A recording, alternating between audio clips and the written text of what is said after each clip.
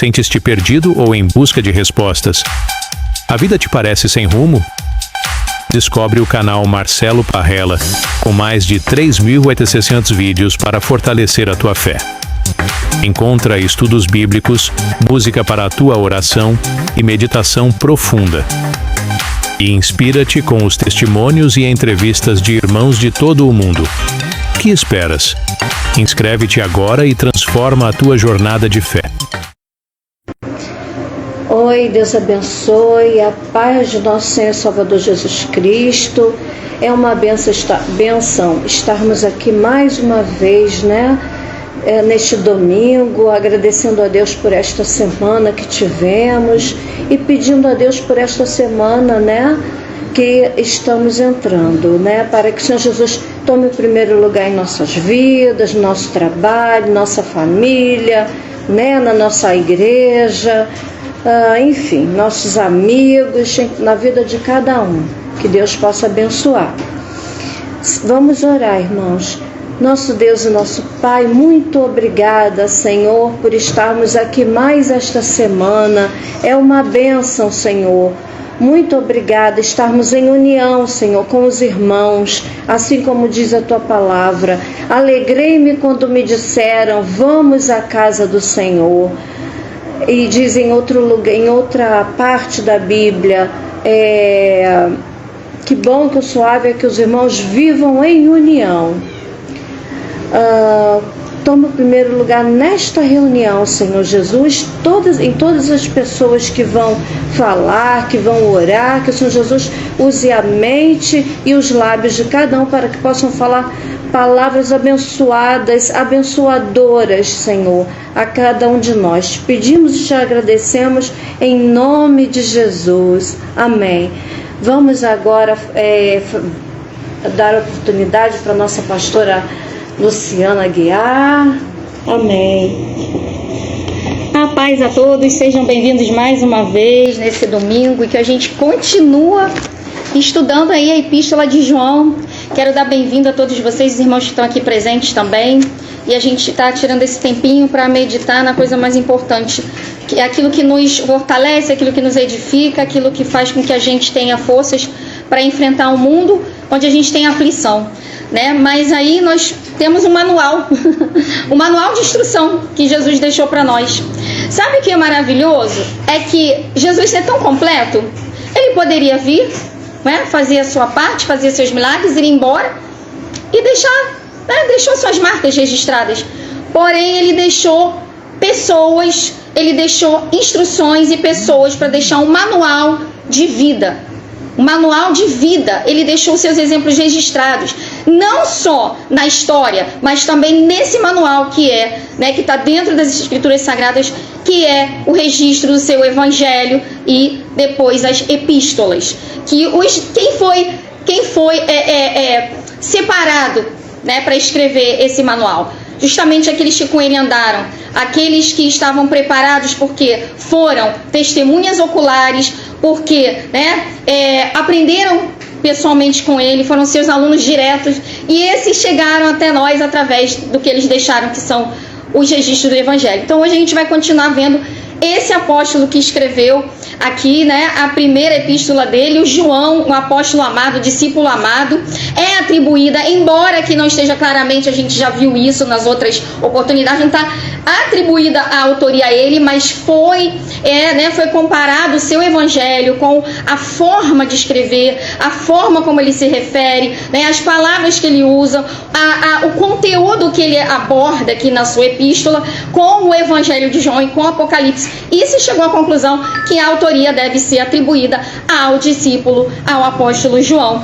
que andou com Cristo, que era um dos 12. Então a gente continua aqui então o plano de estudo da epístola de a primeira epístola de João.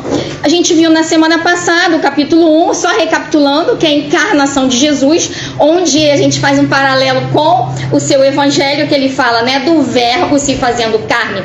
E a gente já entendeu por que ele enfatiza tanto a questão de Jesus veio em carne. Por que os irmãos lembram?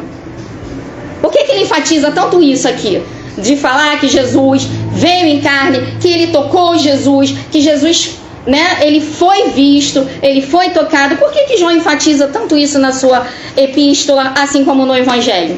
O que estava surgindo? Qual era o tipo de ataque que estava surgindo? A gente falou na semana passada sobre as perseguições externas que eles tinham sofrido. A gente sabe que essa epístola foi escrita aproximadamente no ano 60, né? E o que estava acontecendo ali? Veio aquela perseguição aos cristãos, né? A diáspora e depois a perseguição, né? Juntamente. Mas João, ele escreve ao público. Que público é esse? Aos cristãos, aqueles que já entendiam a fé. Aqui ele está escrevendo para uma comunidade cristã que está em, quem lembra? Começa com ele, na cidade de, principalmente, né, primeiramente para eles, em Éfeso, porque depois de cuidar de Maria, né, em Jerusalém, cumprir a missão que Jesus deixou para ele, eis aqui sua mãe, e ele fez isso, ele honrou Maria, né, como verdadeiro filho, né, que Jesus deixou essa atribuição para ele. Depois que ele cumpriu essa parte e Maria foi recolhida, então ele vai e se estabelece onde? Em Éfeso, e ele começa ali a edificar os cristãos que estavam passando ainda por tanta tribulação. Então ele escreve a um público que já conhece as bases da fé. E ele, qual é a palavra-chave que a gente viu também? Isso é uma recapitulação da semana passada. Uma palavra que ele repete cerca de 22 vezes ou mais, 22, 23, dependendo da versão.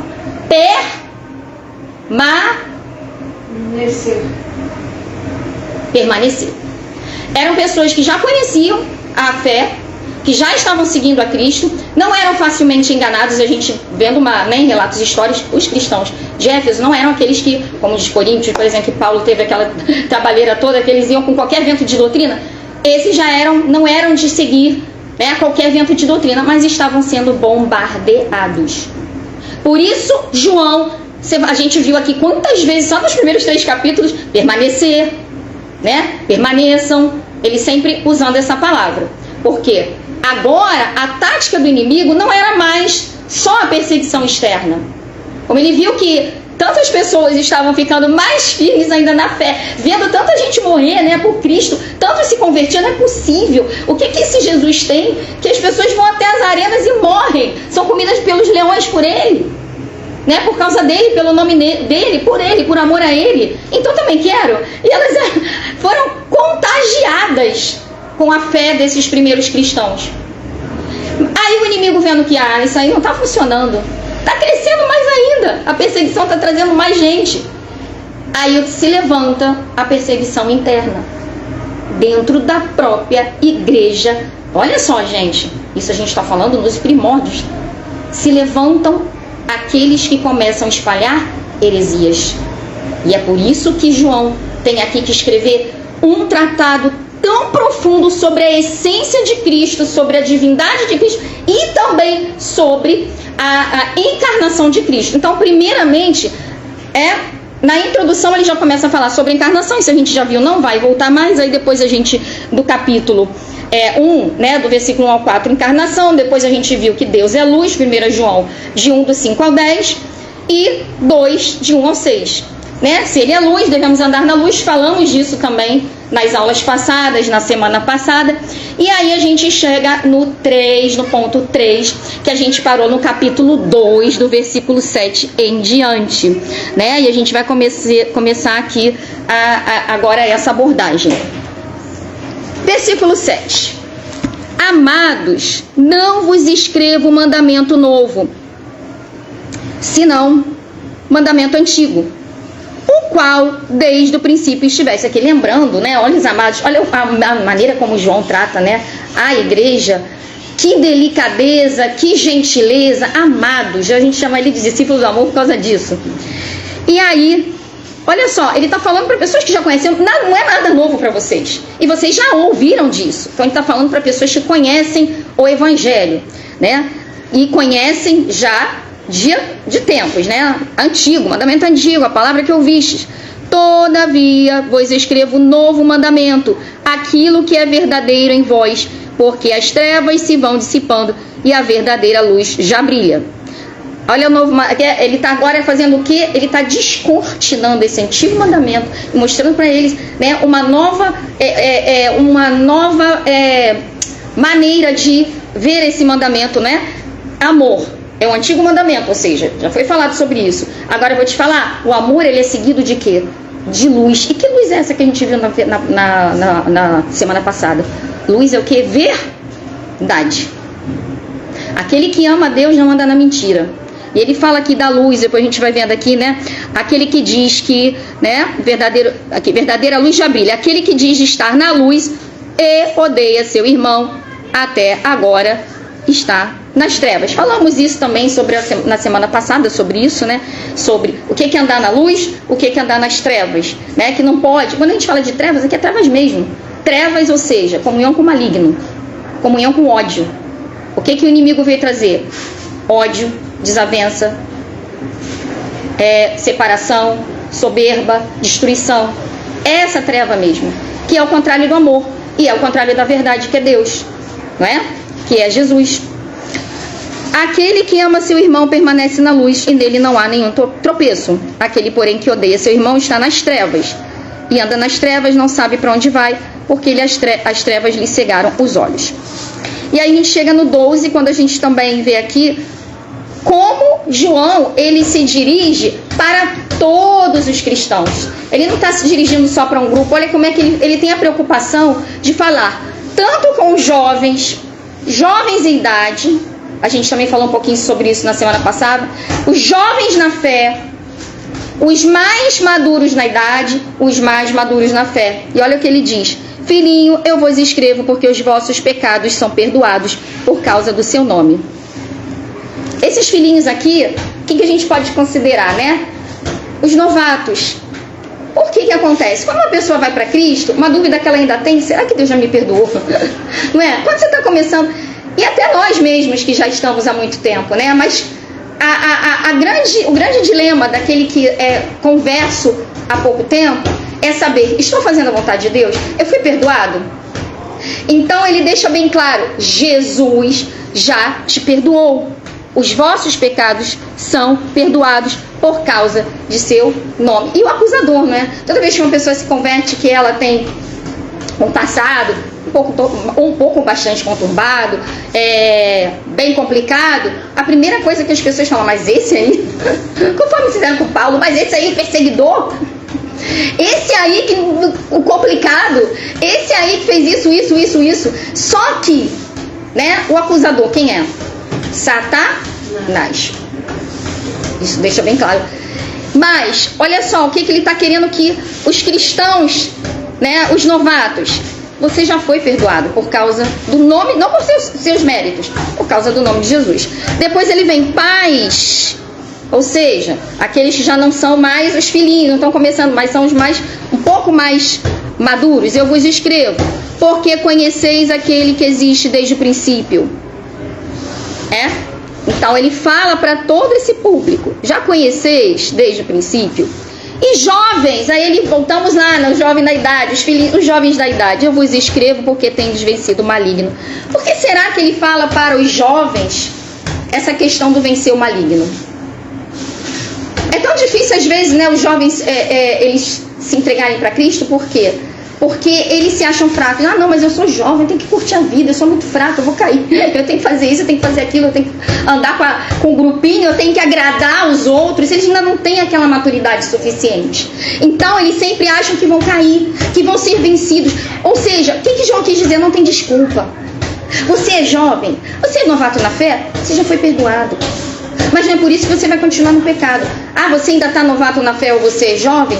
Olha só, você vai ser tentado, mas lembra de uma coisa: você já venceu o maligno. Não tem desculpa. Ah, eu não vou conseguir, é muito difícil. Não tem desculpa. Se Jesus disse que você já venceu o maligno, que você tem condições. Ah, mas vai ter momentos que eu vou errar, que eu vou cair. Jesus já te perdoou. Você já foi perdoado até do que você está fazendo agora. Mas como é que é isso? Desde que você não se acostume e ache que o pecado é normal na sua vida, que você não passe a impiedade, que você não queira viver em pecado. Até os pecados que você vai cometer por um erro de percurso, Jesus já foi poderoso para te perdoar.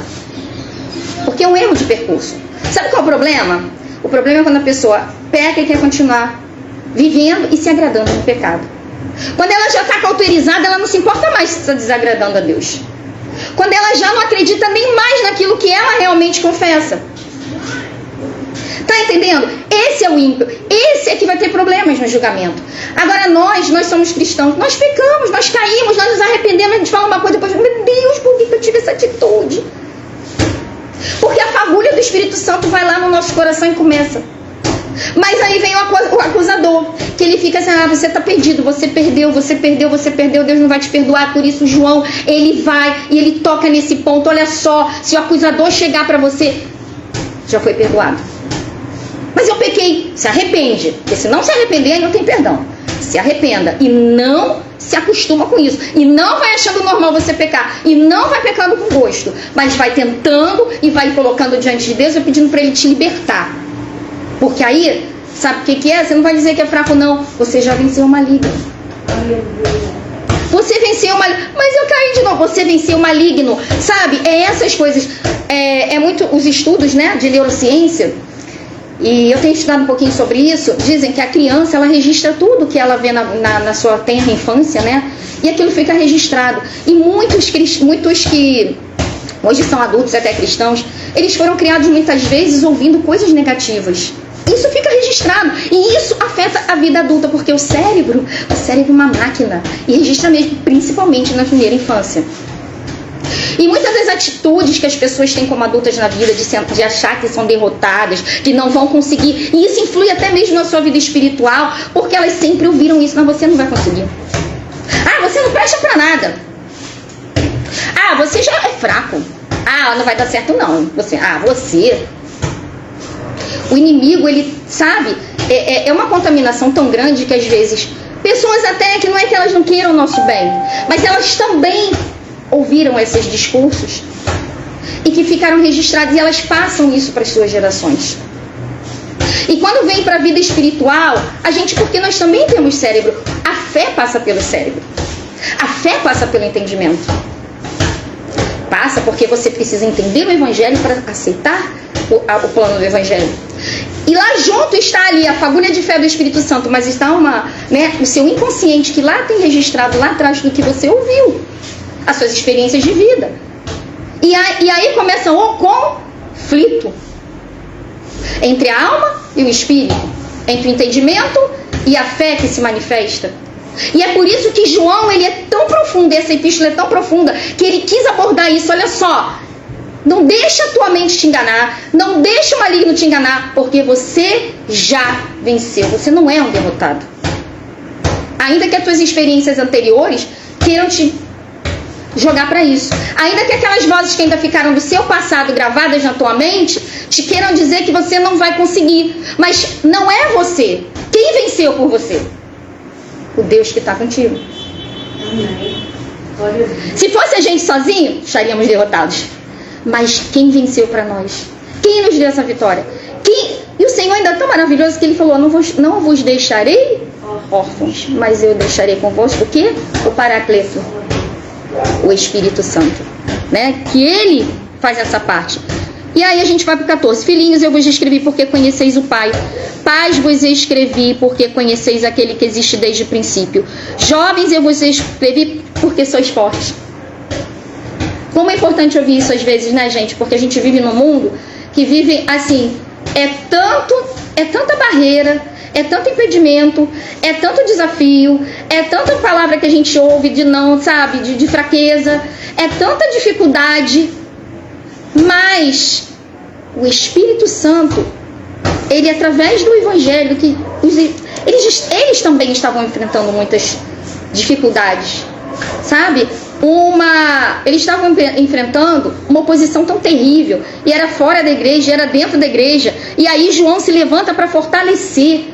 Sois fortes, jovens. Você pode ser jovem, você pode, sabe, não ser aquela pessoa que ainda tem muita experiência, mas olha só, você é forte, ainda você é forte, você tem força. E o jovem que é da idade tem a força também para, né, para fazer as coisas, né? E Deus, ele acrescenta forças. E a palavra de Deus permanece, mais uma vez, permanece, né? Permanece em vós e tendes vencido o maligno. E a gente vai para o versículo aqui para o versículo 14, e a gente já começa aqui o que eu falei para vocês, né? Não tem como o cristão andar em dois tipos de vidas diferentes. Ou ele vai agradar ao inimigo, ou ele vai agradar a Deus. E a gente vai começar a ver aqui sobre mundo, que aí João fala aqui, né? Não ameis o mundo, nem as coisas que no mundo há. Se alguém amar o mundo, o amor do Pai não está nele. Aí a gente lembra Jesus dizendo, né? Eles não são do mundo, Pai, como eu não sou. Mas que mundo será esse? Porque tudo que há no mundo, quando se fala de mundo aqui, João e Jesus lá atrás, antes, a gente está falando de sistema, organização do mundo. A gente está falando do mundo que Deus criou, né, com Cristo, o seu Filho. Essa natureza perfeita, essa glória que mostra a glória de Deus. Não está falando daquilo que foi criação, está falando de um sistema. O mundo organização. E a gente sabe que desde o princípio foi fundado na rebeldia, né, contra aquilo que Deus propôs para o ser humano. Por isso é que aqui fala, não ameis o mundo. Não é que você não vai amar a sua família, você não vai amar a sua, né? Claro, a gente tem que se amar até para amar o próximo. Não é isso. Ah, você não tem que amar mais nada, você só vai amar a Deus e vai tudo mais. Não, por contrário. Quando você ama a Deus, você ama o próximo, você ama a si mesmo, você ama a criação, você ama tudo que Deus criou para você, para que você cuidasse. Você tem responsabilidade sobre isso. Responsabilidade. Mas você começa a bater de frente com um sistema que foi preparado para afrontar os desígnios de Deus. É esse mundo que a gente sabe que existe um domínio também espiritual e que acaba, né, surtindo efeito no domínio organizacional do ser humano aqui, que está sem Deus, que não tem temor a Deus. Desde o início. A gente vai lembrar que quando Deus queria, né, não queria um governo, né, não queria colocar reis. Ele queria um governo teocrático. E o homem quis levantar reis e falou, não, mas eu não sou suficiente, eu sou rei. Não, mas queremos um rei. Aí já, olha, né, já ali, o ser humano queria se submeter só a Deus. Ele queria submeter ao quê? Aos homens. E homens que vieram muitas vezes com seu coração cheio de idolatria, de concupiscência, de egoísmo, de ódio. E a gente sabe que até hoje isso se perpetua aí em muitos governos. A gente está vendo que muitos cristãos sofrem por isso. Já estavam sofrendo nessa época, debaixo, né, dos imperadores que se levantavam contra o cristianismo, contra as coisas de Deus. E olha aqui fala, né, 16, porque tudo que há no mundo, a concupiscência da carne, a concupiscência dos olhos, a soberba da vida, não procede do Pai. É esse mundo que não procede do Pai. Ora, o mundo passa, bem como sua concupiscência. Aquele, porém, que faz a vontade de Deus, permanece para sempre. Versículo 14. E aí a gente vai falar um pouquinho, e eu vou fechando com esse tópico, mas eu não posso deixar de abordar isso. A gente até já falou um pouco no início, né? João fala sobre anticristo. E é uma palavra que está muito em moda, porque agora nos últimos tempos, né, tem muito vídeo, quem será o anticristo? Né? Quem é o anticristo? A gente sabe que os sinais estão se cumprindo e muitos cristãos estão aí, vendo as profecias, estão querendo desvendar quem é esse filho do maligno que então foi falado, né? Será que é fulano de tal? Esse governo mundial, né? A globalização, essa questão aí, né, do governo mundial, né, único, né, de quererem criar um sistema único. E se fala muito do anticristo, mas aqui João já fala o seguinte, olha só, naquela época, né, já havia, e vem ao longo da história, ele já vem surgindo o quê? Os precursores do anticristo. O espírito do anticristo já está no mundo desde aquela época. Já estava em Nero, né, que dizia que os cristãos eram canibais, comiam a carne e sangue, porque faziam a Santa Ceia. E mandou queimar os cristãos, aí ele botou fogo, né? Aí depois ele não satisfeito, bota fogo em Roma e diz que foram os cristãos que botaram. Então isso já é o espírito de um governo opressor contra os princípios de Deus, contra os filhos de Deus e destruidor, né? E aí a gente vê aqui João falando, filhinho, já é a última hora. Você vê como lá naquela época eles já estavam esperando Jesus na última hora, até hoje. Mas não quer dizer que passaram 2000 anos, 2022, que não vai ter mais. Não, não é isso não. Porque o tempo de Deus não é o nosso. Para Deus, 1000 anos é como um dia. Então, há 2 dias atrás, ele estava falando isso. Ah, mas a nossa cronologia é diferente. E o que importa?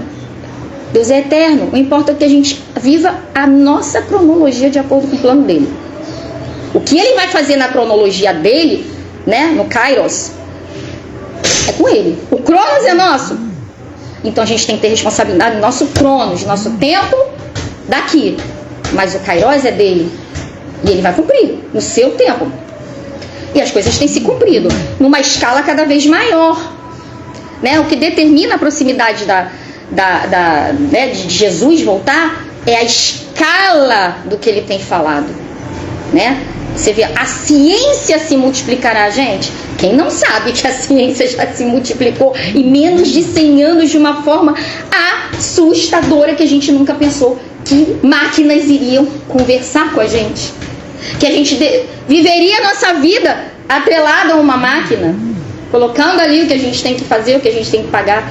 Quem imaginaria isso há 100 e poucos anos, quando as pessoas escreviam os contratos à mão? Não é? E coisas mais, muito mais profundas. Vou parar para falar aqui, porque todo mundo já conhece, né? Como é que está aí a tecnologia, senão a gente não sai do ponto aqui. Bom, e aí ele fala o seguinte: também agora muitos anticristos têm surgido, pelo qual conhecemos que é já a última hora. Quem seriam esses anticristos? Um deles era Cerinto. Cerinto era um líder gnóstico. E a gente volta para aquele ponto. Quando o inimigo não consegue atacar do lado de fora, o que ele faz? Heresia dentro da igreja. Ele viu que era, o opositor viu que era a melhor maneira de dividir, de matar espiritualmente muita gente. Heresia. E aí ele levanta dentro da igreja, a gente sabe, né? O Cerinto não era parte, né, da igreja, mas era um gnóstico que começou a falar que Jesus, o Messias, ele era fantasma. E ele veio sobre o corpo de... Olha só que coisa louca, né, que eles falam. Jesus foi Messias, assim, quando ele estava, né? Ele veio, o Espírito Santo, veio a pomba que apareceu no dia do batismo, veio o Messias sobre Jesus. Certo? E depois, esse Messias abandonou o corpo de Jesus na crucificação para ele poder morrer. Essa era uma das correntes. Essa é uma das correntes. Porque tinham várias correntes. Né? Então, porque Jesus não poderia, né, o Messias não poderia morrer porque ele não era de carne e osso. Por quê? Porque a carne era ruim, então o Messias não podia ser de carne. Ele era um espírito. E ele veio sobre Jesus, o homem, que coisa louca de entender até o momento, ficou com ele na crucificação para que ele pudesse morrer, abandonou para que ele morresse. E disso veio outras coisas, né? Que a pessoa, nós, né? A carne da gente não servia para nada, então a gente ia fazer um monte de coisa errada com ela, Deus não ia levar em consideração. Porque ele ia levar em consideração o nosso espírito. Então, para você ter um contato com Deus, você tinha que ser arrebatado espiritualmente.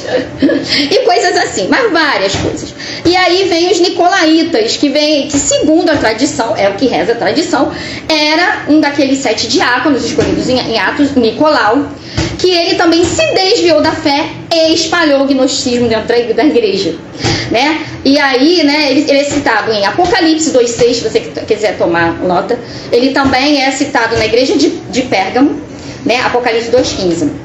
E o que ele diz? Né? Que o que importava era a salvação do espírito. A carne para nada presta. Então o que você fizesse na carne, Deus ia te relevar. Você podia fazer o que quisesse. Você ia pecar, ia ser perdoado, mas o teu espírito é que tinha que estar em contato com Deus. Tá? E ele foi, ele, né, esses seguidores de Nicolau, os nicolaítas, eram crentes desviados, que eles incitavam as pessoas a comer comidas oferecidas a ídolos. E eles foram comparados a Balaão. O que Balaão fez, né? Ele deu um conselho para que fosse feita uma festa, para que os jovens de Israel fossem lá naquela festa e aí se contaminassem com as comidas, com as mulheres e assim, já que não conseguia maldizer, não podia maldizer Israel, então vamos fazer uma tática ali. Aí eles seriam, os midianitas, né, seriam vencedores, por quê? Porque eles iam se desviar, iam se misturar, e foram os conselhos de Balaão. Então, os nicolaítas eram como Balaão, que desviavam os cristãos. Então, foram pedras de tropeço. O que é isso aí? Já era o quê? O espírito do anticristo. Oposição a Cristo. Que já que não conseguia de uma forma, conseguia de outra.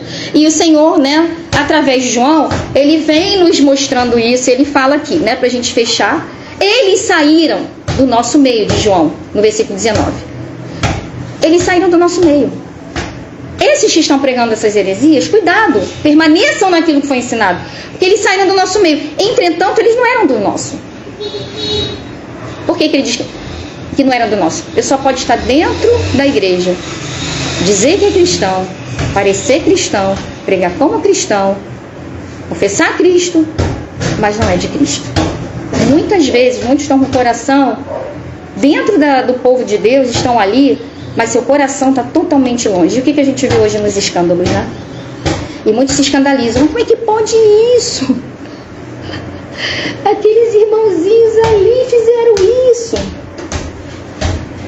Mas não eram dos nossos. Ou seja, não eram verdadeiros convertidos. Porque a gente vê a aparência, mas Deus vê o coração. E a gente não pode... não, quem somos nós? A gente discerne pelos frutos. E a Bíblia diz pra gente tomar cuidado, cautelar, né? Se cautelar. Mas nós somos uma comunidade aberta, vai entrar quem vier. E infelizmente, muitas vezes, vem alguém com uma semente maligna e se infiltra para poder criar divisão, para poder criar escândalo, para poder desviar, para poder enfraquecer, para poder entristecer, para poder destruir.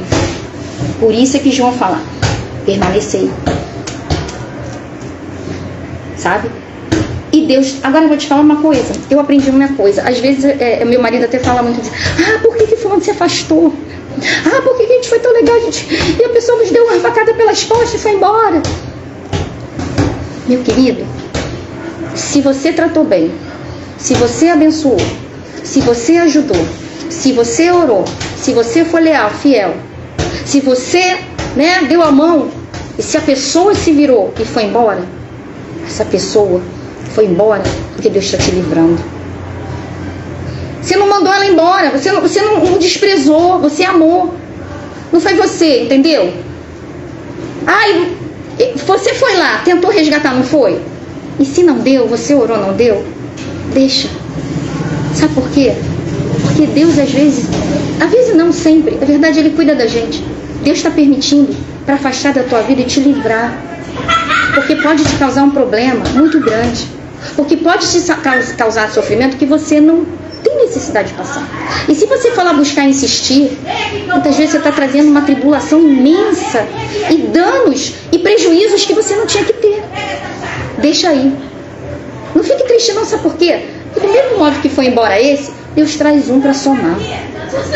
Você está entendendo? E se não trouxer, é melhor um pouco com qualidade do que um muito. Só tribulação. Sabe? Deus não vê a quantidade, Deus não quer... Sabe?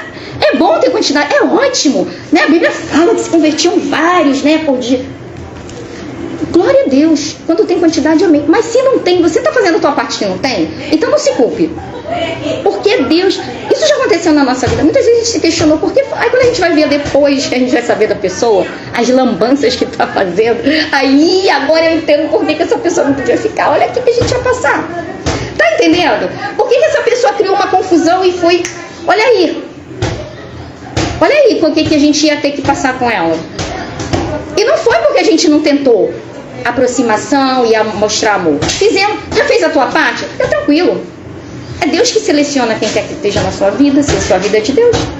Tá entendendo? E se vier alguém, nunca despreze. Sempre mostre a tua melhor, né? Dá a tua melhor, o melhor de você.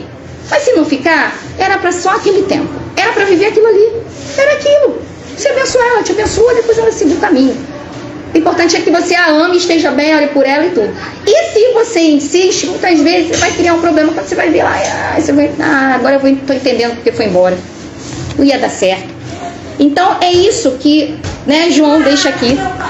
E a questão do anticristo, né? Ele fala aqui dos anticristos, a gente tem que tomar muito cuidado, porque hoje em dia o que tem, né, de anticristo por aí, muitos se vestindo como cristão e até falando, né, mas não são dos nossos. Estão, mas não são. Parecem, mas não são. Estão dentro, mas na verdade estão querendo levar para fora, né? Permanecer. Então a gente vai continuar na semana que vem falando um pouquinho mais sobre essa questão, né, nesse capítulo que a gente viu hoje. Nós paramos aí nesse capítulo e a gente vai falar um pouquinho na semana que vem, no capítulo 3, sobre o privilégio de ser chamado filho de Deus. E por que filho de Deus? Em que sentido, né? E como João fala bem sobre isso, sobre filho, né? Porque ele teve a oportunidade de estar com o filho de Deus, né? Pessoalmente e muito intimamente, porque ele era um dos discípulos mais chegados, né? E ele vai falar um pouquinho sobre as propriedades do Filho de Deus e daqueles que andam com o Filho de Deus também são chamados filhos de Deus. Eu vou passar a nossa oportunidade agora para o pastor João Ricardo, só que é o nosso João Ricardo convidado hoje. Temos dois, depois vem o pastor João Ricardo, que é o nosso... vem o pastor João Ricardo agora, que é o nosso convidado, que louva muito bem, está aqui com uma guitarra abençoada aí, uma voz abençoada, e para trazer umas canções aqui. Amém? Que Deus abençoe a irmã Zenilda, Rogers, Deus abençoe vocês e até o próximo estudo. A paz do Senhor, meus amados.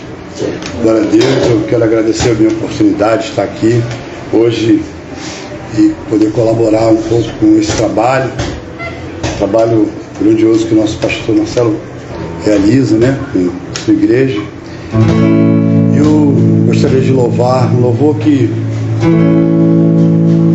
tem tocado no meu coração e eu espero que vocês conheçam. Me deparei com aquele mestre escrevendo com o dedo no chão, ouvindo fariseus a lhes falar da lei de Moisés, me condenava por meus erros, mas nenhuma pedra ele pegou pra mim apedrejar. Eu só tinha meus pecados pra me oferecer, mas mesmo assim me amou, mesmo assim me amou. Com uma frase atire a pedra quem nunca pecou e me perdoou.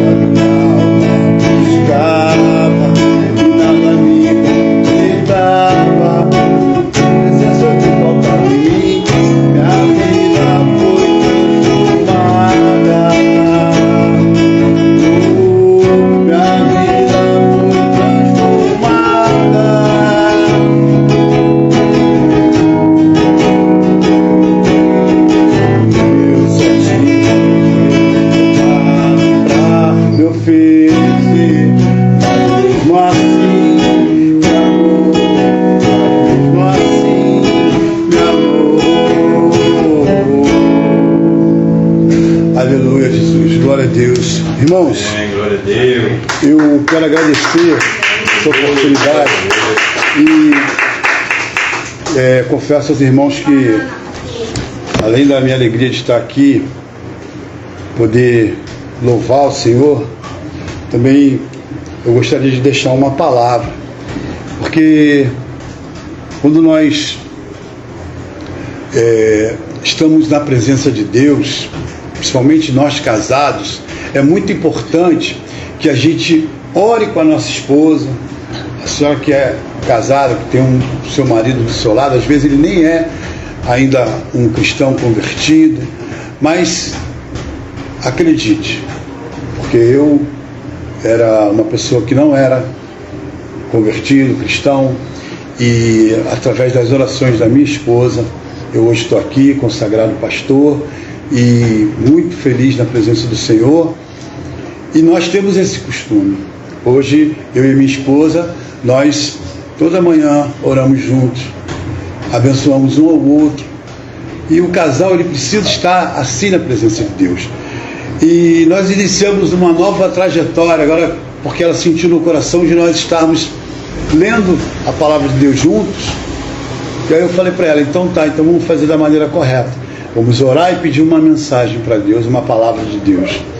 E Deus, ele nesse primeiro dia, irmãos, ele nos deu a palavra que está em Salmo 119, versículo 105. E os irmãos sabem que o Salmo 119 é o maior salmo da Bíblia, né? Com 176 versículos. E aí, quando eu falei com a minha esposa, ó, Salmo 119, vamos ler, nós lemos nesse dia todo ele. E ela falou ainda, Deus pegou pesado com a gente hoje, porque nos deu uma palavra grandiosa, né? Literalmente. Então a palavra de Deus em Salmo 119, versículo 105, ele fala: lâmpada para os meus pés é a tua palavra e luz para o meu caminho.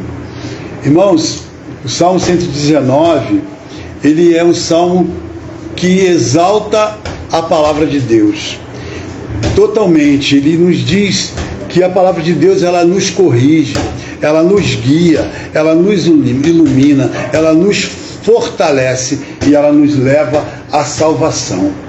Eu não vou tomar muito tempo dos irmãos, mas eu gostaria de dividir esses momentos que Deus falou ao nosso coração. Que se você meditar nesse salmo, se você tiver a oportunidade de pegar esse salmo e ler, você vai entender o porquê que o Senhor, ele nos quer amantes da sua palavra. Porque aquele que ama a palavra de Deus, ele ama o próprio Deus. Aquele que ama meditar na palavra de Deus, ele ama ter um compromisso e um envolvimento com o Senhor. Porque, como está escrito lá em João, no capítulo 1, né, que o Verbo se fez carne e habitou entre nós. Que o Verbo era Deus. Então, a própria palavra de Deus é o próprio Deus se manifestando a nós. Então, é muito importante, irmãos, que nós venhamos a meditar na palavra de Deus e a entender que quando nós estamos fracos e nós meditamos na palavra de Deus, ela nos fortalece. Se nós estamos passando por situações de enfermidade, de provações, porque nós também enfrentamos provações. O Senhor diz que no mundo existem as aflições, mas que nós devemos ter bom ânimo, e o que nos anima é a palavra de Deus, o que nos levanta é a palavra de Deus, o que nos fortalece é estarmos firmes na palavra de Deus. Então eu quero deixar essa palavra para os irmãos. Um dia, se eu tiver a oportunidade, estar pregando sobre esse tema com os irmãos, eu farei com o maior amor, com muito carinho, mas hoje é só um pedacinho, só assim para a gente entender que nós precisamos estar firmados na palavra do Senhor, porque se nós amamos a palavra de Deus, nós amamos o próprio Deus, porque ele veio, o Verbo encarnado, Então Ele é a sua própria palavra e Ele se manifesta através da sua palavra. Se você medita na palavra, Deus vai falar contigo. Deus vai estar te dando respostas para as suas decisões, para que você tome uma decisão correta. Vai te mostrar através da palavra o caminho correto a se seguir e o caminho errado que você também não deve seguir, não deve permanecer. Irmãos, eu fico muito contente de ter essa oportunidade aqui e eu agradeço, pastor, de o senhor estar me convidando sempre para estarmos aqui. Amém? Em nome de Jesus. Eu quero passar a palavra para o pastor. Uau, uma palavra maravilhosa, né? Glória a Deus, aleluia. E se você quiser ver mais vídeos como esse, não se esqueça de se inscrever no nosso canal e deixar o seu like no vídeo. Até o próximo vídeo.